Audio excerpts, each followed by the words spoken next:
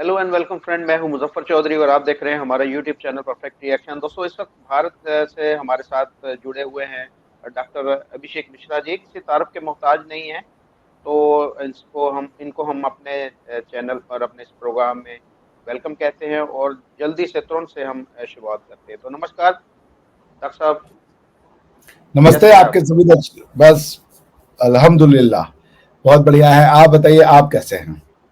जी, मैं बिल्कुल ठीक हूँ डॉक्टर साहब। हम तो जो है आप की तरफ ही देखकर जो है वो खुश होते रहते हैं। हमें खुद इस तरह की कुछ खुशखबरियाँ अभी तक सुनने को नहीं मिलती। तो भारत की तरफ से जब भी हमें मिलती है, अच्छी खबर मिलती है। तो आज जो खबर अपने दर्शकों के साथ हम शेयर करने जा रहे हैं वो ये है कि जो इंडिया की मोबाइल इंडस्ट्री है उसने जो पास्ट 9 ईयर है, उससे पहले जो है वो 20% मैन्युफैक्चरिंग होती थी और 80% वो इम्पोर्ट होते थे मोबाइल जो है जितने भी हैं।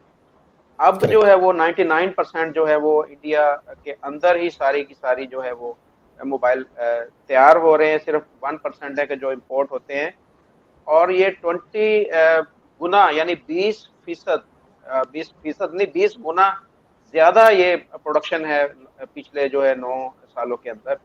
तो डॉक्टर साहब, कैसे आप देख रहे हैं कि भारत हर मामले में, हर मुकाम में, हर जगह पर जो है वो झंडे गाड़ता जा रहा है। और ये मोबाइल इंडस्ट्री, पाकिस्तान की मोबाइल इंडस्ट्री की थोड़ी सी मैं बात बता दूं कि यहाँ पर फैसलाबाद के अंदर 2 यूनिट थे। वीवो का एक यूनिट था, एक टेक्नो का यूनिट था। दोनों के दोनों इस वक्त बंद पड़े हैं। हमारी जो लोगों के पास इतना पैसा नहीं कि मोबाइल खरीद सके, तो इसलिए मजबूरन यूनिट बंद कर दिया। और दूसरी तरफ आपके पास इतने ज्यादा तादाद में मोबाइल जो है वो यहाँ पर बन रहे हैं।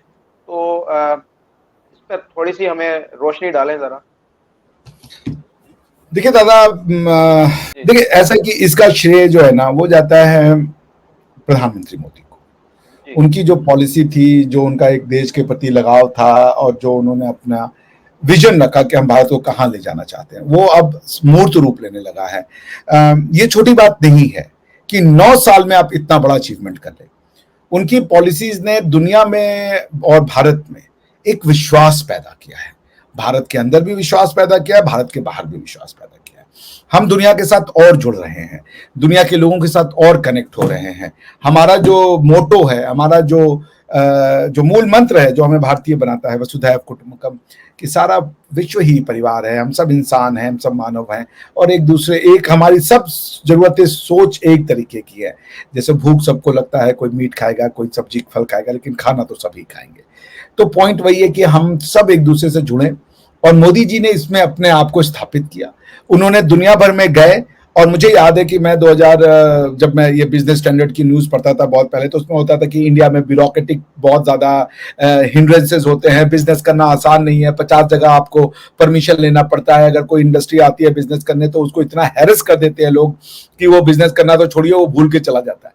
इतनी सारी ब्यूरोक्रेटिक प्रॉब्लम हुआ करती थी, तो उसको उन्होंने सॉर्ट आउट किया। उन्होंने इंडस्ट्री को भरोसा दिलाया कि आप आइए हमारे यहाँ, हम बिजनेस आपको करके दिखाएंगे।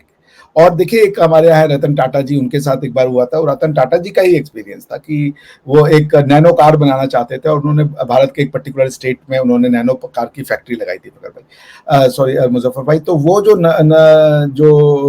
फैक्ट्री थी, वो फैक्ट्री आप समझ लीजिए कि बंद कर दी गई पॉलिटिकल रीजंस की। मोदी जी ने टाटा से कहा कि तुम आओ हमारे यहाँ और हम आपको 10 दिन के अंदर जमीन दे देंगे, काम करने के लिए जो आपको जैसी सुविधा चाहिए वो हम दे देंगे। वो उनको 10 दिन में मिल गई। अच्छा, बहुत सारे फॉरेन के जो आते थे मैन्युफैक्चरर, वो ये कहते थे कि अगर हम भारत में लगा भी ले प्लांट, तो हमें कहीं प्लांट मान लीजिए ऐसी जगह लगा है जहाँ पे कि जलवायु है उस तरह के प्रोडक्शन के लिए, वहां से अगर समुद्र दूर है और हमें अपना सामान समुद्र तक पहुंचाना होगा, क्योंकि फिर हम दुनिया में बेचना चाहते हैं, तो इंफ्रास्ट्रक्चर नहीं है, रोड अच्छे नहीं है, सड़कें उस तरीके की नहीं है, सामान 10-10, 15-15 दिन तक सड़कों पर खड़ा रहता है, तो उसकी वैसे ही कॉस्ट जो है वो बढ़ जाती है। क्योंकि जितना दिन आपका टैरिफ लगेगा ट्रकों में, आपको फिर ट्रक में अगर सामान है उसका पेट्रोल लगेगा, ट्रक वाले ड्राइवर का भाड़ा लगेगा, फिर उसके बाद उसको आपको वेयर हाउस में रखना पड़ेगा। तो इस तरीके की बहुत सारी लॉजिस्टिकल प्रॉब्लम थी, इंफ्रास्ट्रक्चरल प्रॉब्लम थी, ब्यूरोक्रेटिक प्रॉब्लम थी, वो सब सॉर्ट आउट किया है इन 10 साल में। और इसी, जैसे आपने ही अपने इंट्रो में बताया कि 20 गुना प्रोडक्शन बढ़ गई। कहा हम 80% इंपोर्ट करते थे अपनी जरूरत का, आज हम अपनी जरूरत का 99% सेल्फ मैन्युफैक्चर कर रहे हैं। आप सोचते हैं कितना हम बचा रहे हैं, प्लस इंप्लॉयमेंट क्रिएट कर रहे हैं। अगर आप बाहर से लेंगे तो इंप्लॉयमेंट नहीं क्रिएट होगा, अपने यहां बनाएंगे तो इंप्लॉयमेंट क्रिएट होगा, नो हाउ आएगा। सो इसके लिए तो पूरा श्रेय प्रधानमंत्री श्री मोदी को और उनकी मेक इन इंडिया की पॉलिसी को और उनके नेतृत्व को जाता है। एक्चुअली मैं जो देख रहा हूँ ना कि मोदी जी जो है उनको पर्सनल इंटरेस्ट कोई नहीं है, यानी कि उनको होता है ना कि मैं अगर जाती तौर पर खुद अमीर हो जाऊं, अपना बिजनेस ऊपर लेके जाऊं, अपनी फैमिली को प्रमोट करूं, अपने रिश्तेदारों को जो है मुख्तलिफ जगहों पर सेट करूं, इस तरह का कोई उनका नहीं है, उनका नैरेटिव नहीं है। वो सिर्फ यही चाह रहे हैं कि भारत ही आगे बढ़े, भारतीय ही आगे बढ़े। तो ये चीज पाकिस्तान में हमें नजर नहीं आती। हमारे जितने भी पॉलिटिशियन हैं, अगर वो जरदारी है तो अपने बेटे को साथ लेके चल रहा है, बिलावल को लेके चल रहा है। नवाज शरीफ है तो अपने भाई को, अपनी बेटी को, अपने भतीजों को साथ लेकर चल रहा है। इस तरीके से इमरान खान है तो इमरान खान साहब के अपने जो यार दोस्त हैं, अपनी जो दूसरी यारियां दोस्तियां हैं, उनको साथ लेके चल रहे हैं। तो ये यहाँ पर मैं ये समझता हूँ कि ये कामयाबी की वजह ही ये है कि उनको सिर्फ एक ही उनके दिल के अंदर शौक है, एक ही लगन है कि मैंने भारत को कैसे आगे लेकर चलना है। तो अच्छा भाई, अब दूसरे टॉपिक की तरफ आते हैं। ये तो हो गया, आपने बात बड़े डिटेल के साथ समझा दी हमें। ये बताइएगा कि एक वायरस दोबारा से एक खबर फैल रही है चाइना के अंदर, बच्चों को बीमारी लग रही है और डर और खौफ इस तरीके का है कि कहीं ये कोविड की तरह की कोई बीमारी ना हो दोबारा से पूरी दुनिया के अंदर, ये ना फैल जाए और ये उसी तरह इसके सिम्टम्स जो है वो सेम वही है कि जो कोरोना के थे, कि सांस रुकना और ये, और लेकिन ये बच्चों के अंदर है। तो इसकी डिटेल बताइएगा कि अब दुनिया को या भारत को इससे कोई खतरा तो नहीं ला कि ये दोबारा से फैल जाए या इस तरह का कोई मसला बन जाए। देखिए, खतरा अगर होगा तो सिर्फ भारत को तो नहीं होगा, क्योंकि ये तो वायरस है, इसको तो कोई वीजा और क्या नाम है, बाउंड्री तो पता नहीं है। ये तो आएगी तो ये तो ट्रेवल करेगी, ठीक है ना। वायरस का कोई ये थोड़ी होगा कि भैया वीजा लेकर के अमेरिका जाएंगे। और ये कोरोना वायरस पाकिस्तान में क्या वीजा लेके आया था, किसी ऑफिसर ने लगा दिया, हाँ भाई आ जाइए, इतने से इतने दिन रहिएगा फिर चले जाइएगा भाई साहब, ऐसा तो हुआ नहीं। तो ये तो अगर प्रॉब्लम अगर आ रही है दुनिया की, तो ये चाइना चूंकि एक क्लोज कंट्री है, चाइना के बारे में पता करना कि वो करते क्या क्या नहीं करते, ये बहुत मुश्किल का प्रॉब्लम मुश्किल का वो हो जाता है, घर हो जाता है। तो ये एक है H9N2, मैंने पढ़ा न्यूज में, H9N2 कोई बर्ड फ्लू का काइंड है और बच्चों में एक बढ़ती हुई बीमारी है। मगर चूंकि हमारे यहाँ थोड़ा सा, मैं ये भी मानता हूँ कि चाइना को लेकर के थोड़ी एग्जेजरेटेड रिपोर्टिंग होती है, तो इसलिए मैं बहुत ज्यादा भी इस पर टच तो नहीं कर सकता हूँ कि भाई क्या हो रहा है, या मेरे पास कोई बहुत अपने रिलायबल सोर्स नहीं है। क्योंकि मैंने एक बार पढ़ा था, हमारे यहाँ पे चला था कि शी जिनपिंग जो है वो यहाँ से गए, उनको फिर कू हो गया है, सीसीपी ने उनको हटा दिया है, कोई और आएगा, ये आएगा। बाद में मैंने मेरे अपने चाइनीज फ्रेंड से पूछा कि भाई तुम्हारे न्यूज मीडिया में कल, उसने कहा हमारे यहाँ तो ऐसा कुछ न्यूज ही नहीं है। बट ये है कि अगर इस न्यूज में कोई एक पैसे की भी अगर सच्चाई है तो इट्स अ वरीसम, और अगर सच्चाई नहीं है, ये लोकल अगर चाइना के लिए प्रॉब्लमेटिक है तो फिर हमारे लिए तो कोई प्रॉब्लम है नहीं हो। तो फिर चाइना का इंटरनल मैटर है, चाइना और उसके लोग जाने कि भाई वो कैसे इससे काउंटर करेंगे। हमारी तो बस यही दुआ ही हो सकती है कि भाई ईश्वर करे कि उनको कोई ऐसा ना हो जाए कि परेशानी हो, बस। तो सर, पहले भी जब कोरोना फैला था तब भी इस तरह की खबरें पहले आई थी, लेकिन ये है कि चाइना छुपाता रहा, चाइना के अंदर बहुत सारी अमवात हुई। आज भी कोई हमें कोई अभी तक कोई फैक्टर ऐसा नहीं हमें मिला, कोई भी चीज ऐसी नहीं मिली कि जिसमें पता चले कि चाइना के अंदर कितनी डेथ हुई। कोई हमें जो है वो कंफर्म न्यूज नहीं इस तरह की मिल सकी, ना ही चाइना ने वो डाटा जो है वो जो है शेयर किया किसी भी जो इंटरनेशनल जो ऑर्गेनाइजेशन हैं उनके साथ। तो अभी भी अगर कोई इस तरह की बीमारी फैल रही है या वो बच्चों के अंदर फैल रही गई, तो वो चाइना ने कौन सा बताना किसी को, ना ही उसने किसी के साथ कोई न्यूज शेयर करनी है, ना कुछ करना है ऐसा। तो वैसे तो कोई एहतियाती तदाबीर या कोई इस तरह तो होना चाहिए मेरे ख्याल में कि ये जैसे पहले नुकसान हुआ कोरोना के अंदर, पूरी दुनिया के अंदर नुकसान, जितना नुकसान हुआ, अगर उसी वक्त चाइना के ऊपर को पाबंदी लगाई जाती, सफरी पाबंदियां लगाई जाती, तो मेरे ख्याल में कोई इतना नुकसान ना होता, पहले नुकसान से बच जाते। बिल्कुल, आपकी एकदम बात सही कही आपने, 100%। लेकिन देखिए देखिए ये क्यों होता है इसका, आपने चूंकि ये तो बता दिया, जो आपने रीजन दिया वो एकदम सही है। ये होता है इसलिए कि यदि आपकी सरकारें जो हैं वो पब्लिक का ट्रस्ट लेके नहीं आती, आपकी अपनी सरकार, अब आप 50-70 साल से, जब भी से चाइना 1948 से आजाद हुआ है, वो यही है, सीसीपी ही है। लोगों में थकान आ जाती है गवर्नमेंट के प्रति ना, जिसको हम कहते हैं एंटी इनकम्बेंसी। लोग राजा को बदलते हुए देखना चाहते हैं। अगर अच्छा भी कर रहा है तो वो 20-25 साल में ऊब जाते हैं, हटाओ यार कोई और ला जाए। वो उनकी फितरत होती है। अब और दूसरी चीज की डेमोक्रेसी में ये रहता है ना कि अगर आप चुन के आए हो वोट से, आपको कुछ ज्यादा छुपाने की जरूरत नहीं रहती। डेमोक्रेसी में ये भी होता है कि अपोजिशन पार्टी होती है, वो आपकी कमियां लोगों को बताती रहती है, तो लोगों को पता होता है कि क्या चल रहा है क्या नहीं चल रहा है। तो अब पॉइंट ये है कि अगर आप ये देखें कि ये जो इस तरीके का चीजें हो रही हैं चाइना में, उसका पीछे कारण क्या है? उसका पीछे कारण है कि ये जो कम्युनिस्ट पार्टी, ये जनता को हमेशा ये दिखाना चाहती है कि हम हैं तो चाइना सुरक्षित है, हम हैं तो चाइना में सब अच्छा हो रहा है। और दूसरी की इनको क्रिटिसिज्म सुनने की आदत नहीं है। इंडिया में तो मोदी जी अपना पोस्ट कुछ फेसबुक पे लिखते हैं तो उनको नीचे आप अच्छे हो इससे ज्यादा उनको 50 गालियां पड़ती है। उनके परिवार को भी पड़ती है, उनको भी पड़ती है, और सब बकायदा, कोई ब्लॉक नहीं किया जाता। जो आए गाली लिख करके चला जाए, कोई दिक्कत नहीं है आपको। वो क्रिटिसिज्म के आदी हैं। मोदी चोर है, मोदी बदमाश है, मोदी जो है वो पनौती है, ये वो सुनने के आदी हैं।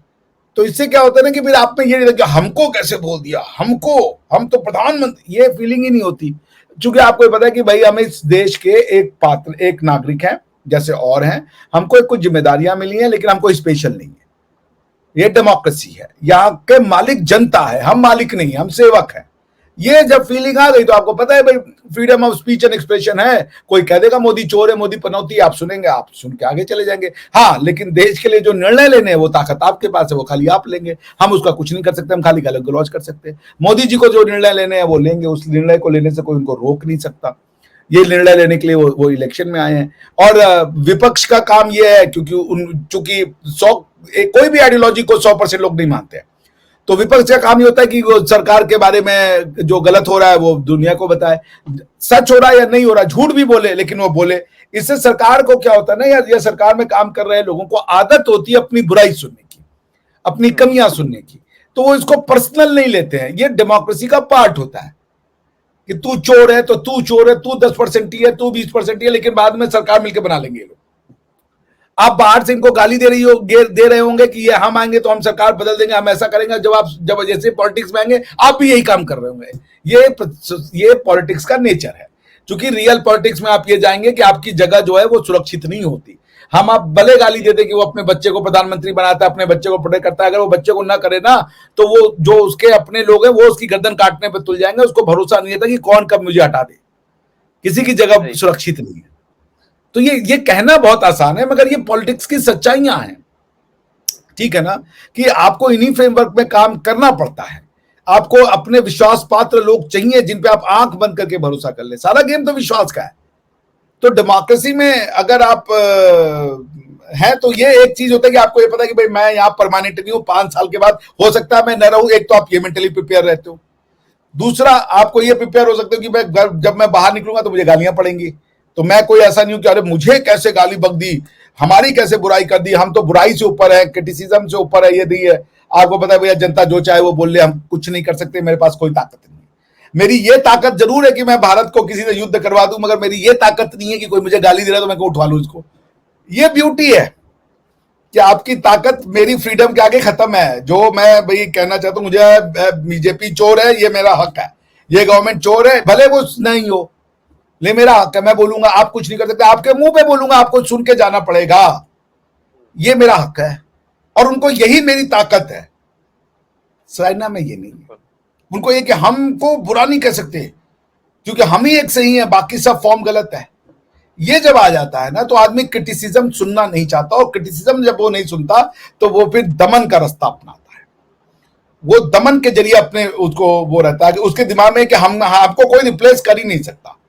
वही चाइना की गवर्नमेंट का प्रॉब्लम है, लोगों को साथ नहीं लेके चलते, इसलिए छुपाते हैं। उनको सिर्फ ये दिखाना है कि हम सिर्फ सफल होंगे।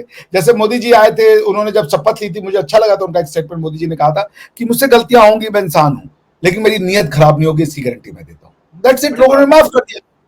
नोटबंदी हुई, नोटबंदी में उन्होंने लोगों ने बहुत परेशानियां झेली। अब हम लोग तो नहीं झेले, हम लोग के पास बड़े नोट नहीं थे, लेकिन बड़े लोगों ने बहुत परेशानियां झेली। बाद लोगों ने कुछ नहीं कहा, लोगों ने ठीक है परेशानी हुई, लोगों क्योंकि वो जानते ये नेता मेरा है, इसलिए डिसीजन लिया, मैं इसका लिए दुख उठाने को तैयार हूं। स्वेच्छा से, जनता की पार्टिसिपेशन थी। चाइनीज डिसीजन में जनता की पार्टिसिपेशन नहीं होती, वो जनता से पूछते ही नहीं है, तो जनता उनके साथ नहीं रहती, इसलिए उनको हमेशा सही होने का डर लगा रहता है कि हमको सही होना, हम गलत कर नहीं सकते, और दूसरा हमको कोई कुछ बोल नहीं सकता। मोदी जी को एक खुशफहमी नहीं है। मोदी जी को पहले 15 साल इतना गाली पड़ा कि ये बुचर है, ये हत्यारा है, इस्लामोफोबिक है, फासिस्ट है, ये नरसंहारी है, ये गालियां सुन सुन के जनता ने कहा ये आदमी साला बहुत अच्छा है, इसको प्राइम मिनिस्टर बनाओ। आप ये डेमोक्रेसी की खूबसूरती देखिए, आपने जितना गाली दी जनता ने कहा जरूर ये आदमी सही है, ये सारे गाली देने, इसको प्राइम मिनिस्टर बना दो। लोगों ने बना दिया, अब आपका मुंह इतना सा रह गया। ये डेमोक्रेसी की खूबसूरती है। जनता क्या सोचती है वो बताती नहीं है, और इसीलिए कहते हैं जनता जनार्दन है, वही है ईश्वर, और कोई ईश्वर नहीं है, वही है, उसी का विल, उसी की दृढ़ता आपको राज, वही आपकी शक्ति है। तो मोदी जी की शक्ति क्या है? ये एसपीजी, ये आर्मी ना, मोदी जी की शक्ति है उनके पीछे ये जो जनता खड़ी है कि हमारे नेता को कुछ मत कहना। आप मोदी जी को गाली दीजिएगा एक आदमी तो 4 आपके ऊपर पड़ जाएंगे, उसको कैसे गाली दिए तुम जी? आप समझ रहे ना, उसको जनता को अपने ऊपर लगता है कि मेरे नेता को कैसे गाली दे दिए तुम। ये है डेमोक्रेसी का ब्यूटी। लोग आपको ऐसे आपने सही कहा कि अगर मैं यहाँ पर मेरे मुंह से कभी सिर्फ मोदी निकल जाए तो वो लोग 10 लोग जो नीचे कमेंट में कहते हैं कि नहीं मोदी नहीं, मोदी जी बोलो आप, तो बड़ी बात है कि अपने लीडर का वो डिफेंड करते हैं, अपने लीडर की इज्जत करते हैं, तो बड़ी बात है। जबकि चाइना की अगर बात की जाए तो वो लोग दबे हुए घुटे हुए लोग हैं वहां पर, वो बोल नहीं सकते, वो कुछ कह नहीं सकते, कुछ कर नहीं सकते। तो इधर दूसरी तरफ अगर भारत की बात की जाए तो दुनिया की सबसे बड़ी जो ये है डेमोक्रेटिक एक पावर है, लोगों की, जनता की पावर है। तो अभिषेक भाई आपका बहुत शुक्रिया, आप आज बहुत थके हुए थे, आपको हमने डिस्टर्ब किया, आइंदा भी फिर आपसे बात होती रहेगी। आपका बहुत शुक्रिया, नमस्कार। थैंक यू भाई, thank you much, always a pleasure.